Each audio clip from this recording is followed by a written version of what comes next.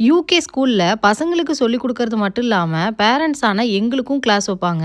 அந்த கிளாஸ தான் போய் இப்ப அட்டெண்ட் பண்ணிட்டு வரேன் விவானுக்காக.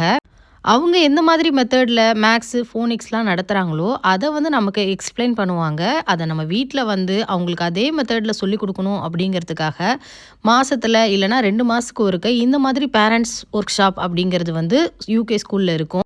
இது எல்லாரும் பேரண்ட்ஸ் கண்டிப்பா வரணும் அப்படிங்கிற மாதிரிலாம் சொல்ல மாட்டாங்க. ஆனா, நம்ம எப்போ அவைலபிளா இருக்குமோ, அந்த டயத்துல போனாவே போதும். 2 மாசத்துக்கு மேல ஆயிருச்சு. அதனால இன்னைக்கு ஒரு கிளாஸ போய் அட்டெண்ட் பண்ணிட்டு வந்துரலான்னு தான் பிளான் பண்ணியிருந்தேன். நைட்டே பார்த்தீங்கன்னா, அரிசியெல்லாம் ஊற வச்சுட்டேன். சரி வந்தோனே மாவெல்லாம் அரைச்சு வைக்கலான்னு.